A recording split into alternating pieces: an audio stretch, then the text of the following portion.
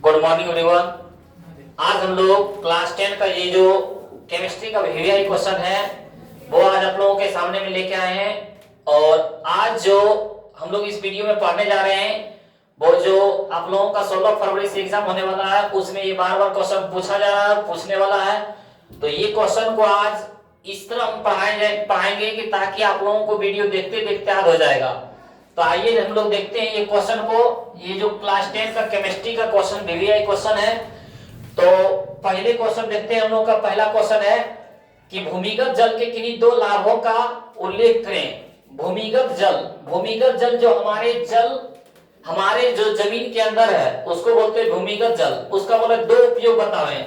तो हम लोग के पास पहला उपयोग है कि भूमिगत जल के दो लाभ निम्नलिखित है। पहला बोला भूमिगत जल का उपयोग मनुष्य नलकूप के द्वारा या तो बोरिंग के द्वारा या तो चापाकल की सहायता से हर समय अपनी इच्छा अनुसार से उपयोग कर सकते हैं। जो हम लोगों का भूमिगत जल होता है वो क्या है, अपनी इच्छा अनुसार जब चाहे उसके अनुसार से अपना उपयोग कर सकता है। तो भूमिगत जल का पहला उपयोग क्या बोलेंगे, भूमिगत जल का पहला उपयोग बोलेंगे कि भूमिगत जल का उपयोग मनुष्य नलकूप, बोरिंग या चापाकल के सहायता से हर समय अपनी इच्छा अनुसार उपयोग कर सकता है।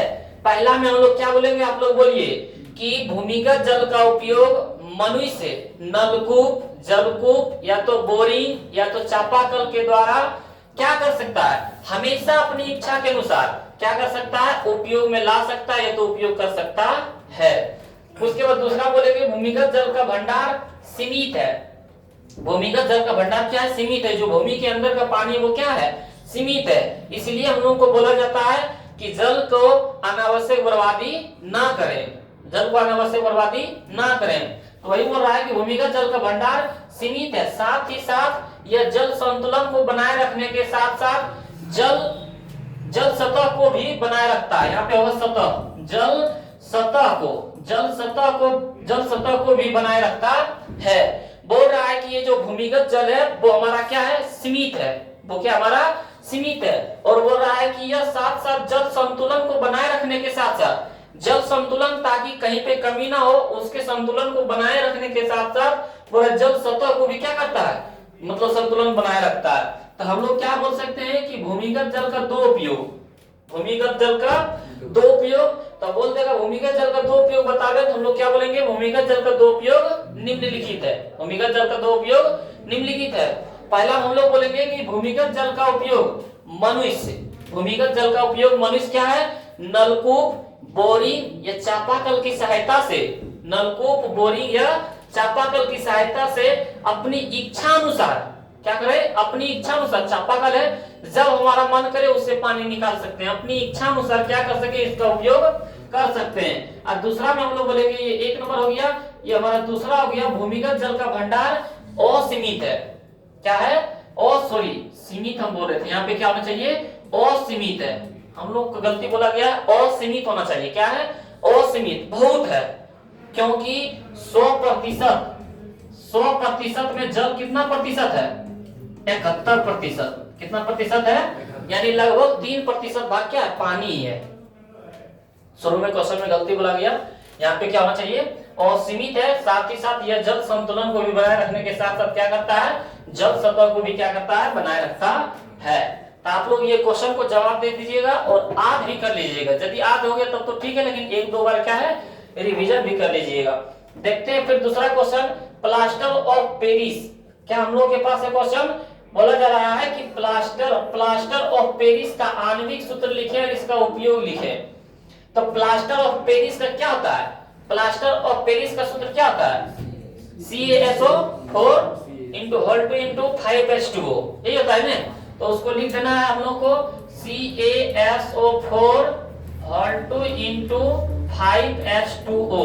ये क्या हो गया, प्लास्टर ऑफ पेरिस का।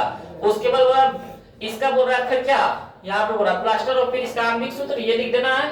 और बोल रहा है इसका उपयोग लिखें। तो उपयोग में हम लोग क्या बोल सकते हैं, इसका उपयोग चिकित्सा में टूटी हुई हड्डी को जोड़ने में उपयोग किया जाता है। जो हम लोग का हाथ टूट जाता है, जो ऊपर से प्लास्टर कर दिया जाता है, जो सादे रंग का होता है, उसी को क्या बोलते हैं, प्लास्टर ऑफ पेरिस।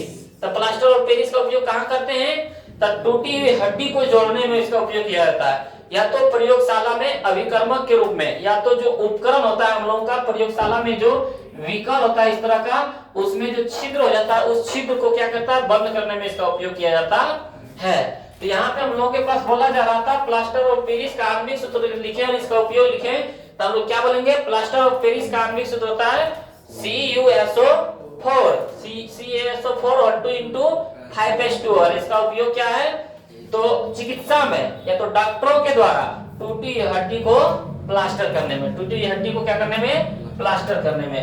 उसके बाद फिर क्वेश्चन देखते हैं तीसरा में क्वेश्चन है संतुलित रासायनिक समीकरण क्या है, क्या है संतुलित रासायनिक समीकरण। संतुलित रासायनिक समीकरण जैसे हो गया हमारा H2 प्लस Cl2 एरो में 2HCl, ये हमारा संतुलित रासायनिक समीकरण। तो संतुलित रासायनिक समीकरण किसको कहते हैं सर, तो यहाँ पे तीर निशान को बोलते हैं प्रतिक्रिया। तो प्रतिक्रिया के पहले और प्रतिक्रिया के बाद प्रत्येक तत्व के परमाणु संख्या क्या होनी चाहिए, बराबर। यानी देखते हैं प्रतिक्रिया के पहले हाइड्रोजन 2 गो, यहाँ भी हाइड्रोजन 2 गो, प्रतिक्रिया के पहले देखते हैं हाइड्रोजन क्लोरीन 2 गो, यहाँ भी क्लोरीन 2 गो। सर यहाँ पे तो H के आगे 2 लगा, नहीं ये 2 आगे लगा हुआ, यानी H के लिए भी है और Cl के लिए भी है। तो यानी देखते हैं तो तीन निशान के पहले भी H 2 गो, तीन निशान के पहले भी Cl 2 गो, तीन निशान के बाद में भी H 2 गो, तीन निशान के बाद में भी Cl 2 गो।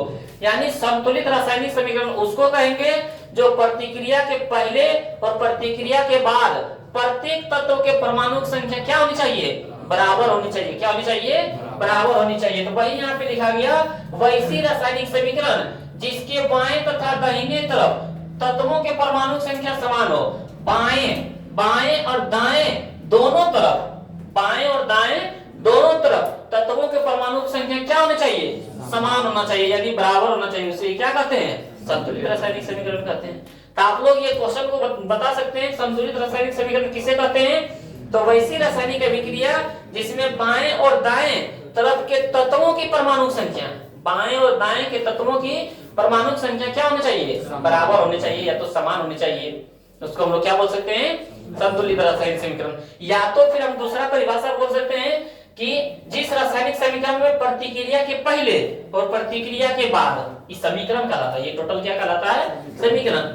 तो जिस रासायनिक समीकरण में प्रतिक्रिया के पहले या तो बोल सकते हैं तीर निशान के पहले और तीर निशान के बाद प्रत्येक तत्वों के परमाणु संख्या क्या हो, बराबर हो, उसे हम लोग क्या बोलेंगे, संतुलित रासायनिक समीकरण।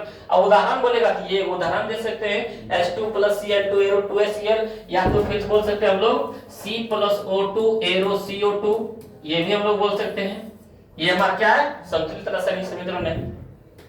उसके बाद हम लोग क्वेश्चन देखते हैं चौथा हम लोग के पास है ताम्र छीलन को, क्या बोल रहा है, चौथा हम लोग के पास ताम्र छीलन को हवा में लंबे समय तक गर्म करने पर उस पर काली परत चढ़ जाती है। क्या लिखेंगे यहाँ पे, उस पर काली परत चढ़ जाती है, इस पर हाइड्रोजन गैस प्रवाहित करने पर उसका भूरा रंग पुनः वापस आ जाता है।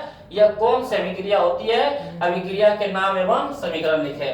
ताम्र छीलन पत्र जो होता है कॉपर का बना रहता है, किसका बना रहता है, कॉपर का। वही बोला उसको गर्म करने पर काली परत चढ़ जाती है, जब उसको गर्म करते हैं तो उस पर क्या आता है, काली परत चढ़ जाती है। लेकिन बोला इस पर हाइड्रोजन गैस प्रवाहित करने पर, जैसे उस पर हाइड्रोजन गैस मतलब डाला जाता है तो भूरा रंग पुनः वापस आ जाता है। क्या आता है, भूरा रंग इसका पुनः वापस आता है। यह कौन सी अभिक्रिया, अभिक्रिया के नाम एवं समीकरण लिखे। तो बोला ताम्र, यहाँ पे हम लोग क्या लिखेंगे, ताम्र छीलन को लंबे समय तक गर्म करने से CO2 गैस उत्पन्न होने के कारण Cu का क्या आता है, Cu का रंग काला हो जाता है। Cu यानी बोले तो कॉपर, Cu बोले तो कॉपर। तो वही बोल रहा क्वेश्चन में जो बोल रहा है ताम्र छीलन को हवा में लंबे समय तक गर्म करने पर उस पर काली परत चढ़ जाती है। तो हम लोग बोलेंगे ताम्र छीलन को लंबे समय तक गर्म करने पर CO2 गैस उत्पन्न होने लगता है। ताम्र छीलन पथ है, उसको अधिक लंबे समय तक गर्म करने पर क्या होता है, कौन गैस उत्पन्न होता है, CO2 गैस उत्पन्न होता है। और CO2 गैस उत्पन्न होने के कारण ये जो कॉपर का रंग होता है वो कैसा हो जाता है, काला हो जाता है। कैसा हो जाता है, काला हो जाता है। लेकिन बोला जब इस पर हाइड्रोजन गैस प्रवाहित किया जाता है तो अपचयन क्रिया के द्वारा, किस क्रिया के द्वारा, अपचयन क्रिया के द्वारा Cu का जो रंग होता है भूरा रंग पुनः वापस लौट आता है। कौन क्रिया के कारण, अपचयन क्रिया के कारण। जब कौन गैस प्रवाहित किया जाता है? हाइड्रोजन गैस प्रवाहित किया जाता है। तो यह अपचयन क्रिया के कारण ये जो Cu का रंग भूरा रंग होता है वो पुनः क्या होता है? वापस लौट जाता है। तो हम लोग क्या बोलेंगे कि ताम्र छीलन पत्र को जब लंबे समय तक गर्म किया जाता है तो CO2 गैस उत्पन्न होने के कारण Cu का रंग काला हो जाता है। ताम्र छीलन पत्र को अधिक लंबे समय तक गर्म करने पर CO2 गैस उत्पन्न होने के कारण Cu का रंग क्या हो जाता है? काला हो जाता है। लेकिन जब इस पर हाइड्रोजन गैस प्रवाहित किया जाता है तो क्या होता है? ये मतलब हाइड्रोजन गैस प्रवाहित करने पर अपचयन क्रिया के द्वारा Cu का रंग क्या होता है? पुनः भूरा रंग क्या होता है? पुनः वापस लौट आता है। तो वही बोला यह कौन सी अभिक्रिया है? तो अपचयन अभिक्रिया। इस अभिक्रिया के नाम एवं समीकरण लिखें। तो इसके लिए क्या कौन रंग पुनः वापस आ गया? तो Cu रंग क्या हो गया? पुनः वापस आ गया। उसके बाद क्वेश्चन देखते हैं 5 नंबर में अयस्क क्या है? क्या है हमारे पास? अयस्क क्या है? तो अयस्क किसको कहेंगे? अयस्क किसको कहेंगे? पहले समझते हैं खनिज। खनिज हम लोग किसको कहते हैं? तो जो पदार्थ भूमि के अंदर से प्राप्त हो और जिसमें धातु मिले, जिसमें धातु मिले उसको खनिज कहते हैं। उसको क्या कहते हैं? जो पदार्थ भूमि के अंदर से खन कर निकाला जाता है और उसमें धातु पाया जाता है उसको हम लोग क्या बोलेंगे? खनिज। उसको क्या बोलेंगे? मान लेते हैं हम लोग कि ये हमारा जमीन है और इसके अंदर से हम लोग खन के निकाले हैं। कोई मान लेते हैं धातु निकला, लोहा। क्या निकला? लोहा। तो लोहा जिस तरह हम लोगों के घर में आता है उसी तरह प्योर हम लोग खन के निकालते हैं? नहीं, उसमें अशुद्धियां भी पाई जाती है। मिट्टी, कंकड़, बालू, पत्थर इत्यादि पाया जाता है। तो यदि मान लेते हैं हमारे पास 50 किलो निकला। क्या निकला? 50 केजी। अब 50 केजी में हम लोग के पास मान लेते हैं 10 केजी प्योर धातु है, तो 40 केजी क्या निकला? अशुद्धि। तो इसको हम लोग क्या बोलेंगे? सॉरी, इसको बोलेंगे खनिज। क्या बोलेंगे? खनिज। लेकिन अयस्क किसको बोलेंगे?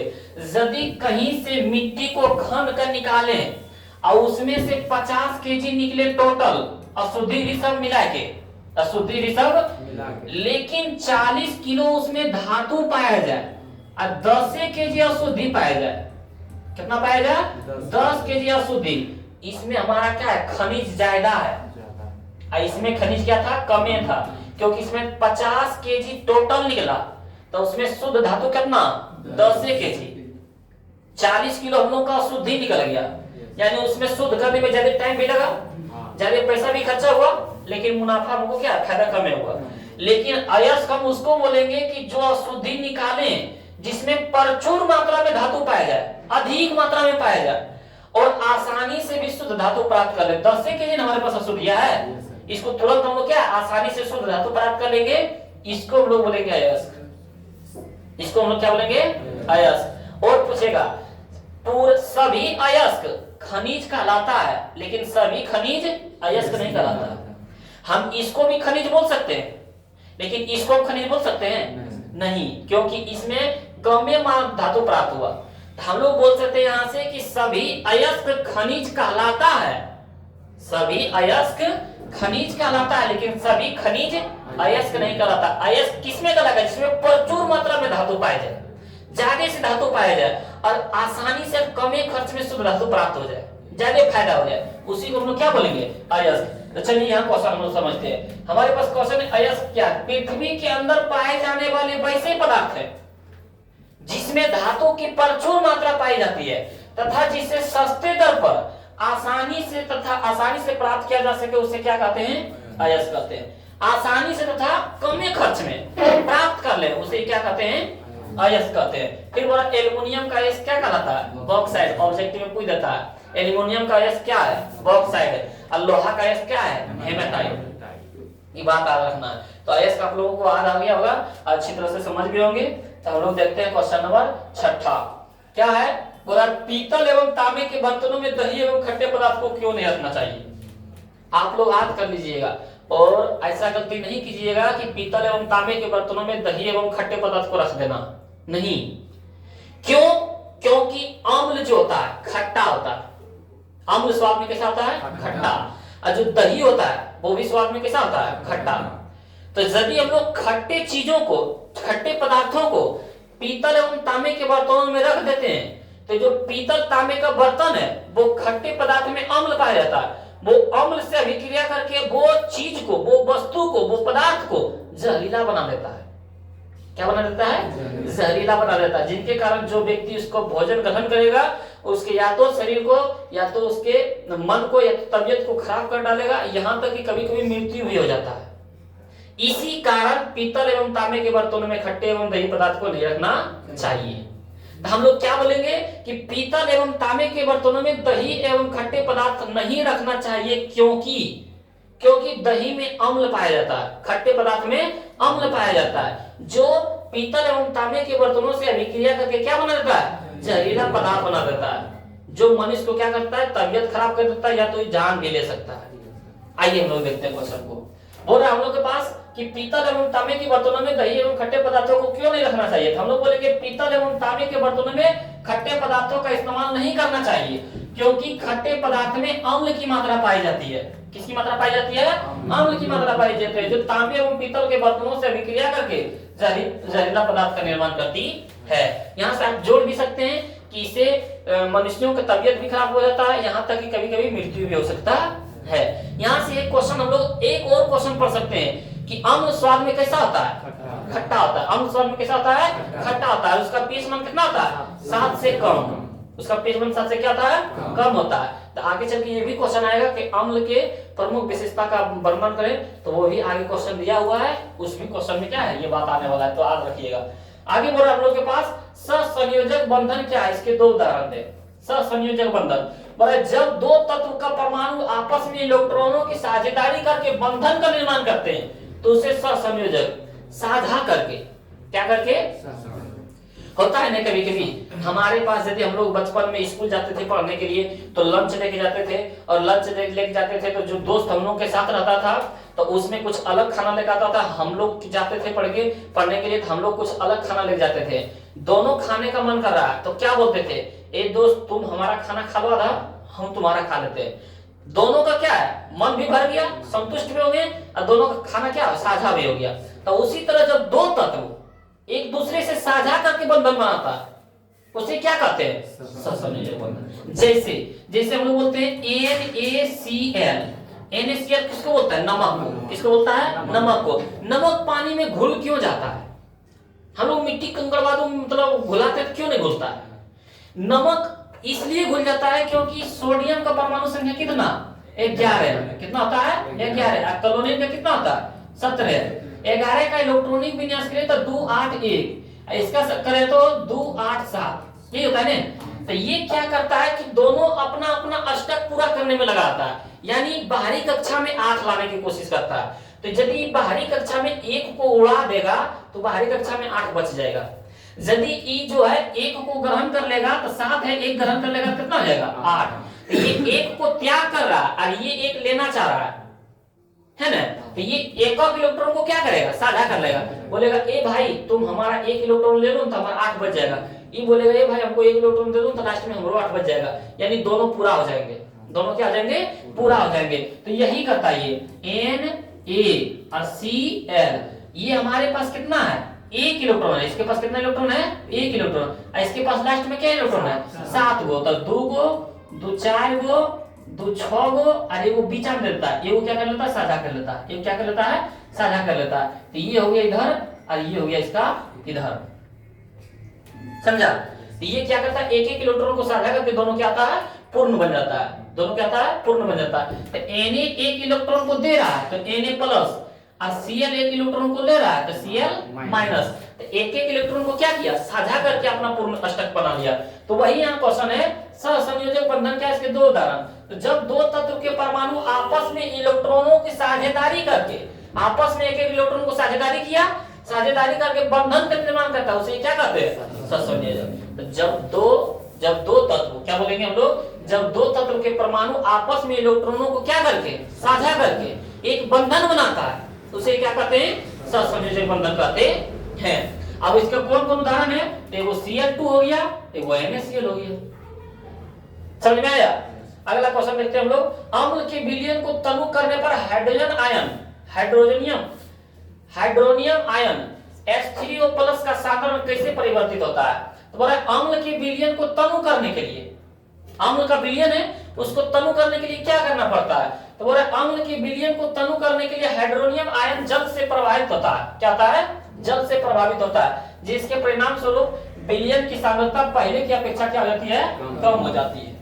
यदि हम लोग अम्ल के विलयन को तनु करते हैं तो उसमें जल में प्रभावित करते हैं, और जल में प्रभावित करने के कारण उसकी सांद्रता में क्या होता है? कमी हो जाता है। उसकी सांद्रता में क्या आता है? उसके स्वरूप बोला है कि विलयन की सांद्रता पहले की अपेक्षा क्या होता है?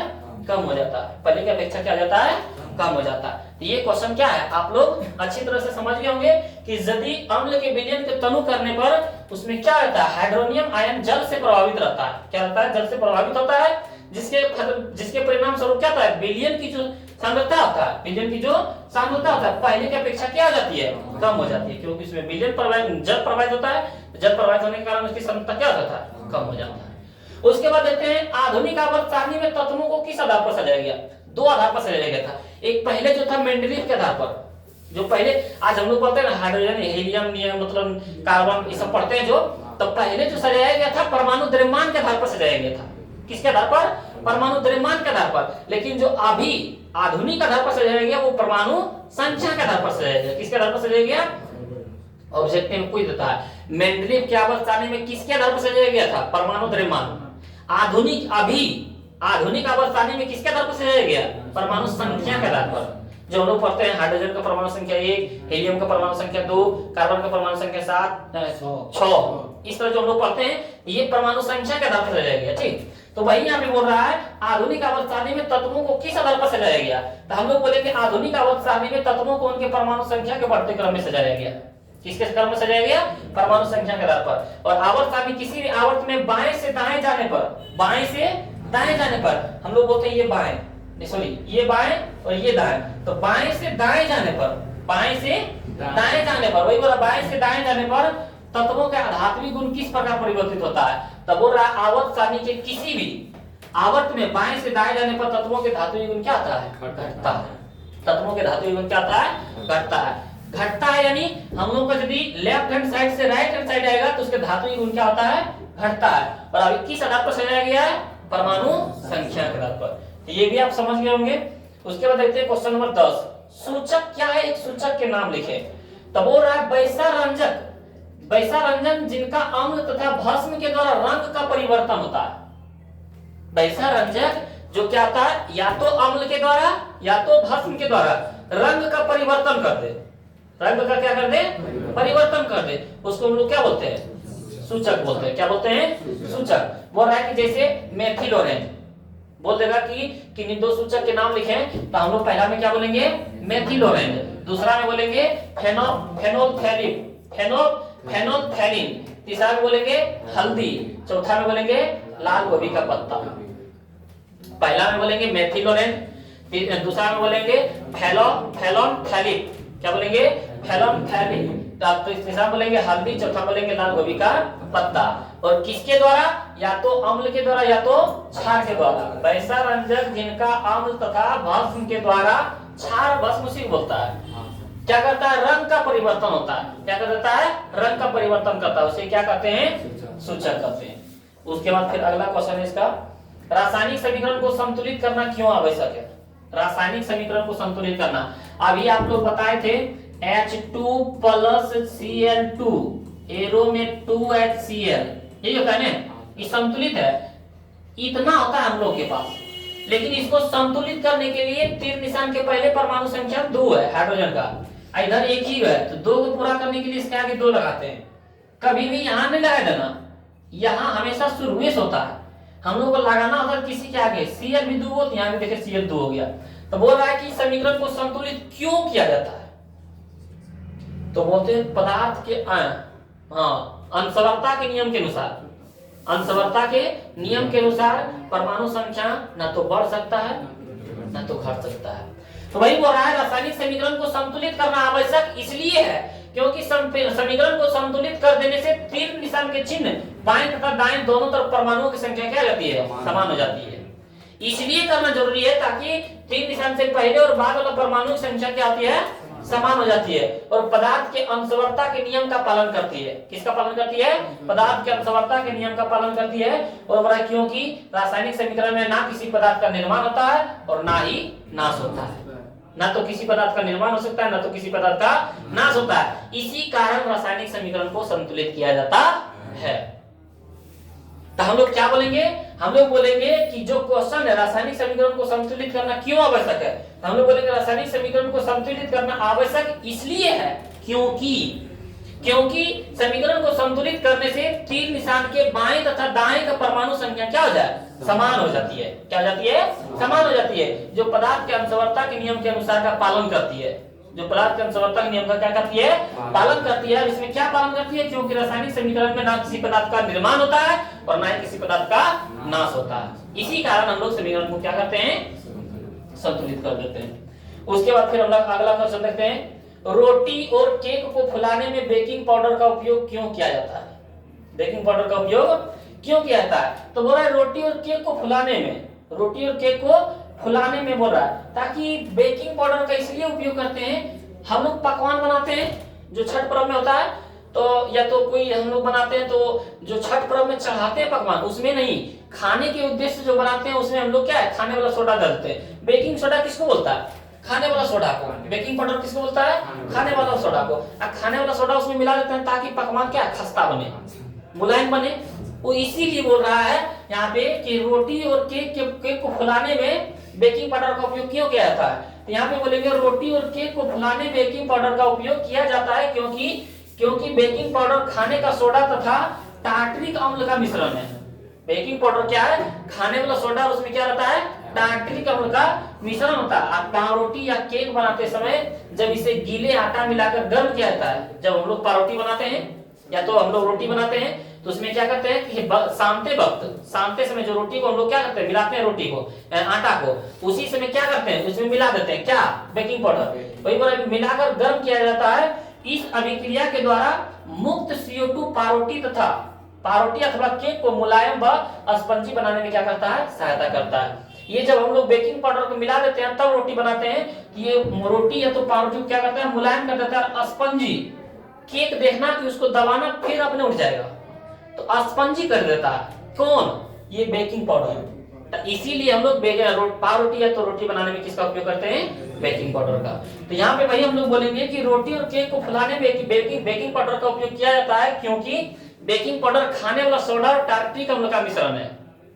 हम लोग क्या बोलेंगे, रोटी या पावरोटी बनाने में हम लोग क्या है, बेकिंग पाउडर का उपयोग इसलिए किया जाता है ताकि बेकिंग पाउडर खाने वाला सोडा और टार्टरिक अम्ल का मिश्रण है। जब पावरोटी या तो केक बनाते समय हम लोग क्या करते हैं, उसके आटा में क्या करते हैं, उसमें मिलाकर बेकिंग पाउडर मिलाकर गर्म किया जाता है, यानी बनाया जाता है। और जब उसमें बनाया जाता है तो CO2 क्या करता है, इस मतलब अभिक्रिया के द्वारा CO2 मुक्त हो जाता है। अब पावरोटी अथवा केक को क्या करता है, मुलायम या स्पंजी बनाने में क्या करता है, सहायता करता है। तो आप लोग क्या है, अभी तक 12 क्वेश्चन समझ गए होंगे।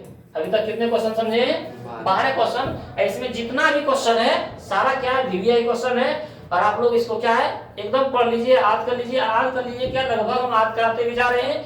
और देखते हैं अगला क्वेश्चन।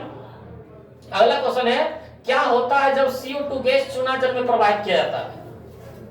जब CO2 गैस जो हम लोग मुंह से छोड़ते हैं, नाक से जो हम लोग का छोड़ता है, इसको जब हम लोग चूना जल में प्रवाहित कर देते हैं। चूना जल हम लोग का जब घर में दीपावली होता है तो हम लोग घर को जब पुताई करते हैं तो चूना हम लोग घोलते हैं। क्या बोलते हैं, चूना घोलते हैं। जब चूना घोलते हैं, आज जब मान लेते हैं कि हम लोग आज हम घर को पुताई किए हैं, जब कल हम उठेंगे तो जिस नदी में घोले रहते हैं उसमें सुबह उठते ही जाके देखना कि सब नीचे चूना बढ़ जाएगा और सिर्फ ऊपर में चूना वाला पानी रहेगा, सब चूना जो है नीचे बढ़ जाएगा। तो उस पानी को लेना, चूना को नहीं, उस पानी को लेना और उसमें CO2 गैस प्रवाहित करना। पता चलेगा कि जो पानी तुम प्योर लिया है, घोरा हुआ नहीं, ऊपर में सिर्फ प्योर पानी जैसा लगेगा, उस पानी को लेना और उसमें CO2 गैस प्रवाहित करने पर पता चलेगा कि वो जो पानी है वो दूधिया कलर हो गया।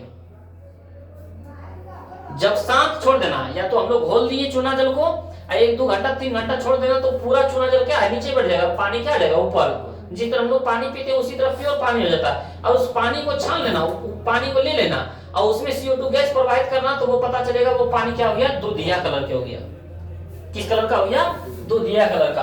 तो वही यहाँ पे बोल रहा है कि क्या होता है जब CO2 गैस चूना जल में प्रवाहित किया जाता है। CO2 गैस को किसमें, चूना जल में। तो हम लोग बोलेंगे जब कार्बन डाइऑक्साइड या CO2 गैस को चूने के पानी में प्रवाहित किया जाता है, ये चूने को क्या करता है, या चूने को पानी दूधिया कर देता है, चूने जल को। यहाँ पे क्या लिखेंगे, तो चूने जल को, चूने जल को, चूने जल को क्या कर देता है, दूधिया कर देता है। जो पानी हम लोग प्योर रहता है उसको क्या कर देता है, दूधिया बना देता है। ये भी याद हो गया कि जब कार्बन डाइऑक्साइड गैस को चूने जल में प्रवाहित किया जाता है, चूने जल को क्या कर देता है, दूधिया कर देता है। उसके बाद हम लोग देखते हैं उदासीनी अभिक्रिया। उदासीनीकरण अभिक्रिया किसे कहते हैं, तो जब अम्ल एवं क्षार, जब अम्ल एवं क्षार को आपस में अभिक्रिया कराया जाए, जब अम्ल और क्षार को आपस में अभिक्रिया कराया जाए तो लवण और जल बनता है। क्या बनता है, लवण और जल बनता है।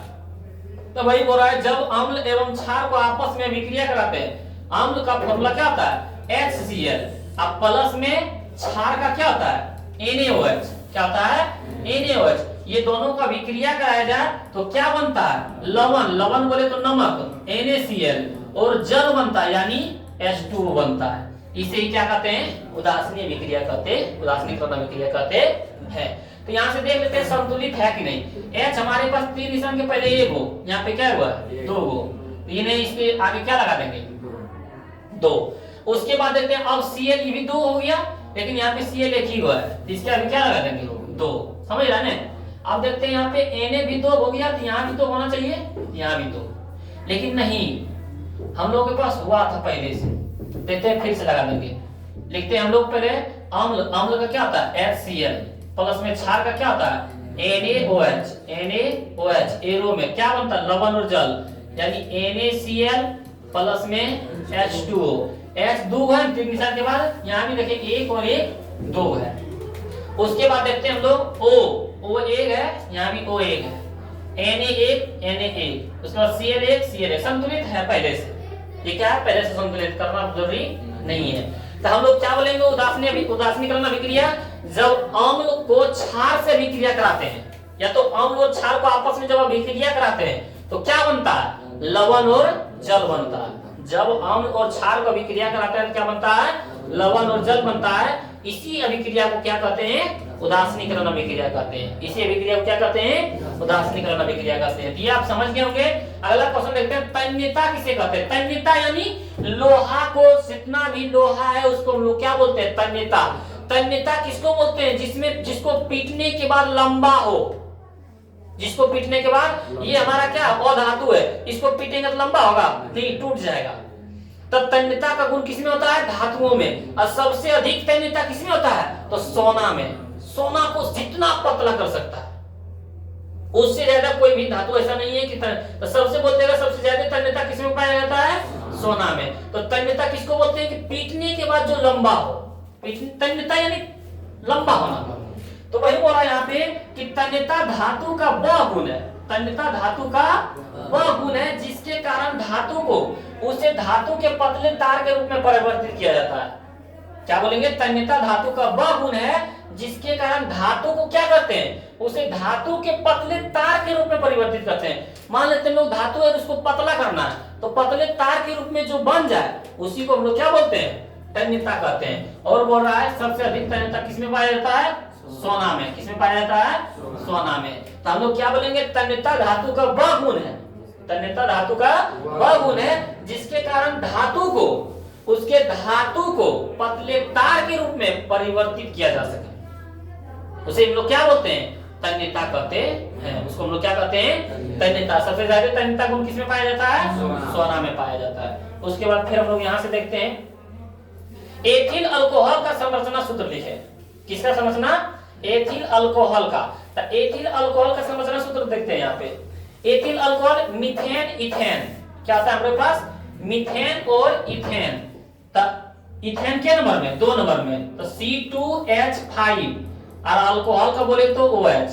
एथिल अल्कोहल का क्या होता है, C2H5OH। ये फॉर्मूला था, आप लोग जानते भी होंगे, अब नहीं जानते होंगे तो इसको समझ लें। C हमारे पास क्या है, 2 गो, तो यहाँ पे हम लोग 2 गो दे देंगे। H हमारे पास क्या है, 5 गो, एक इसमें, एक इधर, एक इधर। कार्बन की 4 संयोजकता होती है, चारों तरफ हो गया। फिर हमारे पास 3 गो हुआ है, 4 गो, एक यहाँ 5 गो। अब हमारे पास क्या बच गया, OH, तो OH यहाँ लगा देंगे। यही हमारा क्या हो गया, एथिल अल्कोहल का संरचना सूत्र। तो सूत्र हमारा ये हो गया, ये संरचना हो गया। तो होता है methane, ethane, propane, butane, pentane, hexane, heptane, octane, nonane, decane.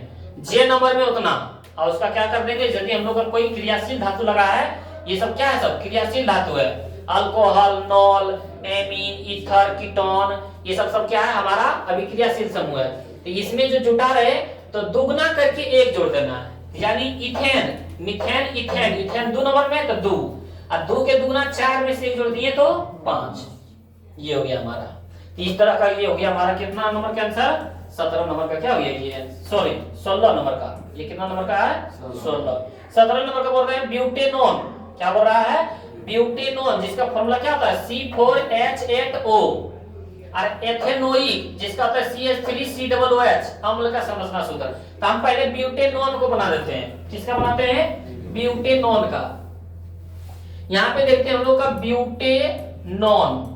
Butanone का फॉर्मूला क्या होता है, तो methane, ethane, propane, butane 4 number में, तो C4H8 और O होता है इसका सूत्र।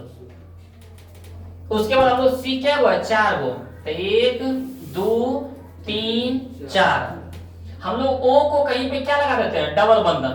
क्या लगा देते हैं, डबल बंधन। सर डबल बंधन क्यों लगाएं, O का परमाणु संख्या कितना होता है, 8। इलेक्ट्रॉनिक विन्यास करते हैं तो 2 6, यानी 8 पूरा आने में कितना बाकी है, 8 पूरा आने में कितना बाकी है, 2 बाकी है, इसीलिए डबल बंधन से होता है।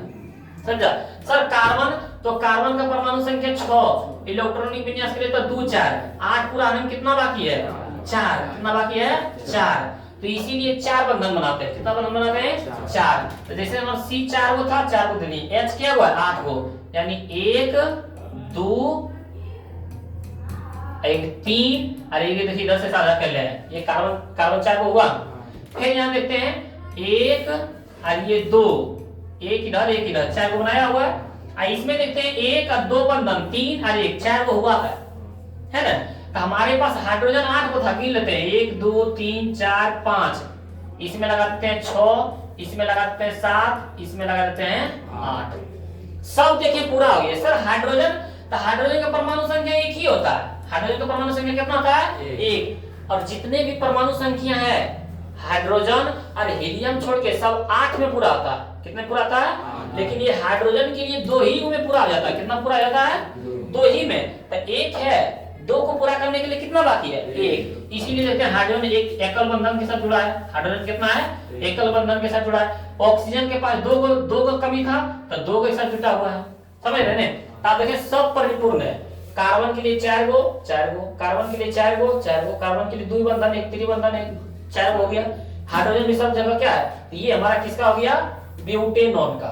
किसका हो गया, ब्यूटेनॉन का। ये क्या हो गया हमारा संरचना। उसके बाद देखते हैं एथेनोइक अम्ल का। किसका देख लेते हैं, एथेनोइक अम्ल का। तो एथेनोइक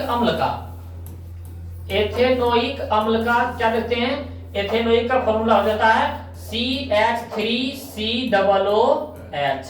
तो C हमारे क्या हुआ है, 2 गो, तो C को 2 दे दी। समझा। उसके बाद यहाँ पे देखते हैं H क्या हुआ है हमारे पास, ये तो OH हो गया, एक O एक के साथ रहेगा। यहाँ 3 गो है, तो 1 2 3, यही हुआ। अब बच गया यहाँ पे एक O, तो इसके लिए क्या बंधन, डबल बंधन होता है। अब बच गया हमारे पास OH, तो इधर हो गया OH। देखिए हो गया। C हमारे पास 2 गो, तो 2 गो, H 3 गो, तो 3 गो। ये O अकेले था तो अकेले, OH तो होता है अल्कोहल, इसके साथ है। तो यहाँ पे देखते हैं C 1 2 3 4 बना रहा है। C देखते हैं 1 2 और 2 4, O भी 2 गो, और O भी यहाँ भी 2 गो। कैसे, यहाँ भी हम तो लिख सकते हैं OH था, तो ये H इससे बना सकते हैं कि नहीं। तो O देखें इधर, इधर, ये भी बना सकते हैं, तो डायरेक्ट OH के OH भी लिख सकते, कोई दिक्कत नहीं है। तो ये हमारा किसका हो गया, एथेनोइक अम्ल का। ये हमारा हो गया 17 नंबर का आंसर। किसका हो गया हमारा, 17 नंबर का आंसर। उसके बाद देखते हैं 18 नंबर के, लोहा की वस्तुओं को जस्तीकरण, लोहे के वस्तुओं को जस्तीकरण क्यों करते हैं, उस पर जस्ता का परत चढ़ा देते हैं। किसका, जस्ता का परत चढ़ा देते हैं। क्यों, क्योंकि ताकि उस पर जंग ना लगे, उस पर क्या ना लगे, जंग ना लगे, इसीलिए इसको क्या करते हैं, जस्तीकरण कर देते हैं। तो वही बोल रहा है, लोहा की बनी वस्तुओं को खुली हवा में छोड़ देने से उसके ऊपर जंग लगने लगती है। लोहे की वस्तुओं को जब खुली हवा में छोड़ देते हैं तो उस पर क्या लगता है, जंग लगने लगता है, जिससे उसकी सामर्थ्य शक्ति यानी उसमें जितना शक्ति होना चाहिए वो दिन प्रतिदिन क्या होने लगता है, कमजोर होने लगता है, क्योंकि जंग लगने से धीरे धीरे वो नष्ट होने लगता है। तो वही बोल रहा है उसकी सामर्थ्य शक्ति दिन प्रतिदिन घटती जाती है। इसी जंग से बचने के लिए लोहे की बनी वस्तुओं को उसके ऊपर क्या करते हैं, जस्ता का लेप चढ़ा दिया जाता है। क्या चढ़ा दिया, जिससे उसका संक्षारण नहीं होता, यानी उसका जंग नहीं लगता है। आजकल के जितने भी देखते हैं केवाड़ी लग रहा है तो लगता है पेंट करा हुआ आता है, लेकिन पेंट नहीं, उस पर जस्ती का परत चढ़ाया जाता है। जस्ता का क्या है, परत चढ़ा दिया जाता है, जिनके कारण क्या है, जंग नहीं लगता है। तो हम लोग क्या बोलेंगे, जब लोहे की वस्तुओं को खुली हवा में छोड़ देते हैं तो क्या करता है, उसकी सामर्थ्य शक्ति दिन प्रतिदिन घटती चली जाती है। जब लोहे की वस्तुओं को खुली हवा में छोड़ देते हैं तो उसकी सामर्थ्य शक्ति दिन प्रतिदिन घटती चली जाती है, और घटने के कारण बोल रहा है कि इससे जंग से बचने के लिए लोहे की बनी वस्तुओं को उसके ऊपर किसका परत चढ़ाया जाता है, जस्ता का एक परत चढ़ा दिया जाता है, जिसके कारण क्या है, उसका संक्षारण नहीं होता, यानी उसका जंग नहीं लगता है। ये भी क्वेश्चन आएगा कि लोहे की वस्तुओं को पेंट क्यों किया जाता है, तो उसमें भी बोलेंगे जब लोहे की वस्तुओं को खुली हवा में छोड़ देते हैं कि यह ऑक्सीजन से अभिक्रिया करके, ये वायुमंडल में नमी और ऑक्सीजन रहता है, तो ऑक्सीजन या नमी से अभिक्रिया करके क्या बना देता है, फेरस ऑक्साइड बना देता है, जिनके कारण क्या बनता है, इस पर भूरे रंग का एक परत चढ़ जाता है। जिंक किस तरह का होता है, भूरे रंग का परत चढ़ जाता है, जो क्या करता है, लोहे की वस्तुओं को नष्ट कर देता है, जिसे हम लोग क्या कहते हैं, जंग लगना कहते हैं। इसे बचाने के लिए लोहे की वस्तुओं को क्या करते हैं, पेंट कर देते हैं, ये भी बोल सकते हैं हम लोग। उसके बाद देखते हैं क्वेश्चन नंबर 19, बोला है बेकिंग पाउडर क्या है। बेकिंग पाउडर अभी बताए थे, केक या पाउरोटी में किसका उपयोग करते हैं, बेकिंग पाउडर का उपयोग। और किसका मिश्रण होता है बताया था, खाने वाला सोडा और टार्ट्रिक अम्ल का मिश्रण होता है, बताए थे ना, खाने वाला सोडा और टार्ट्रिक अम्ल का। तो वही बोल रहा है कि देखो NaHCO3 किसका होता है फॉर्मूला, सोडियम बाइकार्बोनेट। फॉर्मूला यहाँ से ऑब्जेक्टिव आप रखिएगा, NaHCO3, जिसको हम लोग बोलते हैं खाने वाला सोडा, इसका रासायनिक नाम क्या है, सोडियम बाइकार्बोनेट।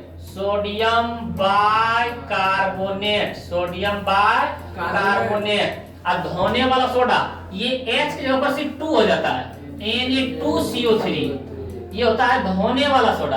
क्या होता है, धोने वाला सोडा। इसका रासायनिक नाम होता है सोडियम कार्बोनेट। क्या होता है, सोडियम कार्बोनेट। सर इसको आप कैसे करेंगे, तो भूल जाएंगे हम लोग। जब हम लोग का दोस्त के खिलाने का बारी आता है ना, तो बोलते हैं बाय बाय, ठीक है जाओ। मान लेते हैं कि घर हम लोग स्कूल जाते हैं पढ़ने के लिए, तो दोस्त में ऐसा होता है 5-10 का एक ग्रुप बन जाता है दोस्त का, तो बोलता है आज तुम खिलाना, आज तुम खिलाना, आज तुम खिलाना, ठीक है खिला दिया। लेकिन जब अपना बारी आता है तो हम लोग स्कूल से पढ़ के निकलते हैं, सब दोस्त सोचता है कि वो आएगा बोलेगा चलो खाए लो, क्योंकि आज उसका बारी है। लेकिन हम लोग क्या बोलते हैं, बाय बाय। खिलाने का मन नहीं करता, क्या बोलते हैं, बाय बाय। तो जब खिलाने का मन नहीं है तब क्या बोल रहे हैं, बाय बाय। यानी खाना वाला चीज में क्या, बाय बाय। तो खाने वाला सोडा में बाय लगल रहता, और धोने वाला सोडा में बाय ना है, नमक कपड़ा धोए दे, छुट्टी अभी तो ना। तो धोने वाला सोडा में बाय नहीं बोलेंगे, क्योंकि बाय बोलेंगे तो हमारा दोस्त चल जाएगा, कपड़ा धोएगा कौन। और खिलाने वाला क्या बोलेंगे, बाय, ताकि चल जाए, हमारा पॉकेट खर्चा बचल रहेगा। तो याद रखना है, खाने वाला सोडा में क्या बोलेंगे, बाय, और खाने वाला सोडा में, धोने वाला सोडा में बोलेंगे बाय नहीं, इसमें सोडियम डायरेक्ट कार्बोनेट। इसका होता है NaHCO3। क्या होता है, NaHCO3, इसमें क्या होता है Na2CO3। क्या होता है, Na2CO3। इसको कैसे याद रखेंगे, क्योंकि हम लोग देखते हैं कि ज्यादा देरी दोस्त में खड़ी रहते हैं ना, तो लगता है हमारे परिवार का कहीं नाम उठा ना दे, किसका पारी है खिलाने का। तो इसमें कम टाइम, देखो खाली 3 लिखल है। और यदि कुछ काम कराना होता है दोस्त को तो उसमें ज्यादा टाइम यानी 3 दूना 6, यानी लगता है कि हमारा काम रहता है, दोस्त करते रहता है ना, तो लगता है कि नहीं हमारा दोस्त ज्यादा देरी रहे ताकि क्या हमारा काम पूरा हो जाए। तो ज्यादा टाइम लग रहा है तो धोने वाला में, कम टाइम लग रहा है तो खाने वाला में। या तो खाने वाला टाइम में क्या है, कम लगता है, कुछ हम लोग धोते हैं तो काम करते हैं उसमें ज्यादा टाइम लगता है। तो इस तरह हम क्या है याद रख सकते हैं। तो यहाँ पे वही बोल रहा है, यहाँ पे हम लोग के पास बोला था बेकिंग पाउडर क्या है, तो NaHCO3 यानी सोडियम बाइकार्बोनेट को बेकिंग सोडा कहा जाता है। सोडियम बाइकार्बोनेट यानी खाने वाला सोडा को क्या कहा जाता है, बेकिंग सोडा कहा जाता है। यानी बेकिंग सोडा किसका मिश्रण है, तो खाने वाला सोडा और टार्ट्रिक अम्ल का क्या है, मिश्रण है। और बेकिंग सोडा को खाने का सोडा भी कहा जाता है। बेकिंग सोडा को क्या कहा जाता है? खाने का सोडा भी कहा जाता है। और अनेक प्रकार के खाद्य पदार्थ एवं बेकरी के उद्योग, इससे क्या है, अनेक प्रकार के खाद्य पदार्थ में उपयोग किया जाता है। या बेकरी सामान यानी जो बेकरी बेचने वाला होता है, बेकरी को उद्योग बोलते हैं, वो है इसमें इस्तेमाल, इसका उपयोग क्या है, बड़े पैमाने पर किया जाता है। बेकरी सामान, केक, पावरोटी, जो भी अलग अलग तरह के क्या होता है, सुबह का नाश्ता होता है, उसमें क्या है, बेकिंग पाउडर का ज्यादा उपयोग किया जाता है। तो वही बोला बेकिंग पाउडर क्या है, तो NaCO3 सोडियम बाइकार्बोनेट का क्या है, बेकिंग सोडा कहा जाता है। इसको और क्या कहा जाता है, इसको बेकिंग सोडा को खाने वाला सोडा भी कहा जाता है। और खाने वाला सोडा कहा जाता है, किसका उपयोग कहाँ होता है, अनेक प्रकार के खाद्य पदार्थ में यानी खाने वाला चीज में, या तो बेकरी उद्योग में, बेकरी यानी जो बेचने वाला सामान होता है उसका उद्योग में क्या करता है, इसका उपयोग बड़े पैमाने पर बहुत उपयोग किया जाता है। उसके बाद देखते हैं क्वेश्चन नंबर 20, क्या करते हैं, क्वेश्चन नंबर 20। क्वेश्चन नंबर 20 में संयोजन अभिक्रिया क्या है, संयोजन देखते हैं। संयोजन हम लोग बोलता है H2 + CN2 एरो में 2HCl, ये बोलता है संयोजन। क्यों? क्योंकि 3 निशान के पहले 2 को जुड़ रहा है। संयोग यानी संयोग, योग बोलते हैं ना संयोजन। संयोजन मतलब जुटना, अब वियोजन मतलब टूटना।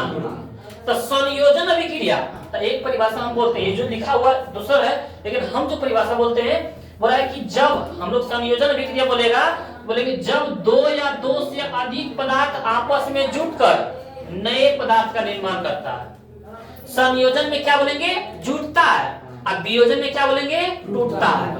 तो बोल देगा संयोजन अभिक्रिया किसे कहते हैं, तो जब 2 या 2 से अधिक पदार्थ आपस में जुटकर एक नए पदार्थ का निर्माण करता है, उसे संयोजन अभिक्रिया कहते हैं। और वियोजन या अपघटन अभिक्रिया, तो जब एक बड़ा यौगिक का अणु टूटकर 2 या 2 से अधिक यौगिक का निर्माण करता है।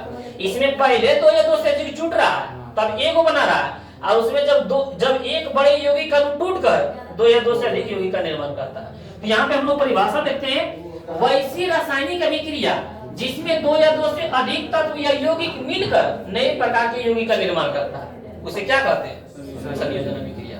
तो इस वीडियो में आप लोगों को 20 क्वेश्चन पढ़ाया गया है, और आप लोग क्या है, इस 20 क्वेश्चन को सही तरीके से याद कर लें, ताकि इसी तरह लगभग केमिस्ट्री का 1, 2, 3 वीडियो आएगा। और यही 3 वीडियो में क्या है, आपके बिहार बोर्ड मैट्रिक परीक्षा जो आपके 16 फरवरी से स्टार्ट होने वाला है, उसमें क्या है, बहुत ही अच्छी तरह से क्या है, आपका ये क्वेश्चन आने वाला है। तो आज हम लोग रहने देते हैं इतना क्वेश्चन, मिलते हैं फिर अगले वीडियो में।